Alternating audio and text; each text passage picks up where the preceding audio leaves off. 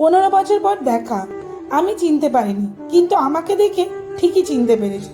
সামনে এসে বলল, চিনতে পারছেন আমাকে? অবাক হয়ে তাকিয়ে আছি মেয়েটির দিকে। বললাম, ঠিক চিনতে পারলাম না তো। স্যার আমাকে চিনতে পারছেন না? স্যার বলতেই না আমি থমকে গেলাম। ততক্ষণে পায়ে হাত দিয়ে প্রণাম সেরে নিয়েছে মেয়েটি।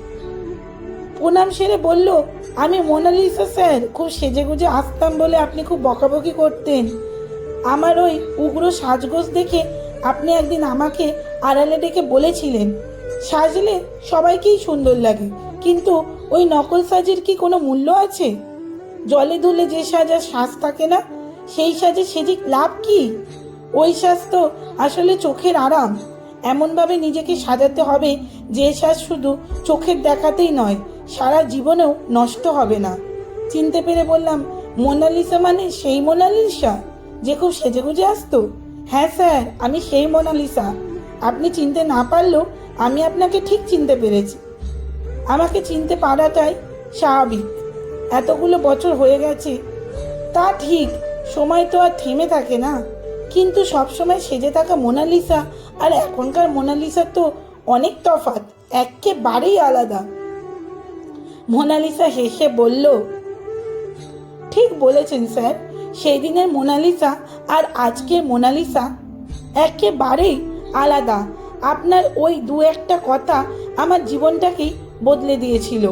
এখন আর না সাজতেই ভালো লাগে। আপনার কথাটাই ঠিক, নিজেকে প্রতিষ্ঠিত করেছি। 3 বছর হলো কলেজে পড়াচ্ছি।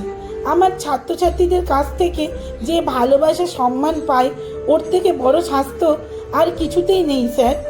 এখন বেশ ভালোভাবে বুঝি, মাস্টারমশাই দিদিমণিরা তাদের ছাত্রছাত্রীদের নিজের সন্তানের মতো ভেবে বকাবকি করে, সব সময় ভালোর জন্যই বলেন। সেই দিন আপনার ওই কথাগুলো জীবনের মূল্যবান উপহার হিসেবে মনের মধ্যে গেঁথে গিয়েছিল। জানেন স্যার, আপনি আমার গর্ব। আপনার এই কথাগুলো আমি আমার ছাত্রছাত্রীদেরও বলি। আশীর্বাদ করবেন স্যার, আপনাদের শিক্ষা মাথায় নিয়ে যেন সারা জীবন চলতে পারে। মোনালিসার কথাগুলো শুনে আমার ভিতরটা অনাবিল এক আনন্দে ভরে উঠেছিল। মোনালিসাকে আমি পড়াতাম একটা কোচিং সেন্টারে। মোনালিসা তখন পড়তে আসতো।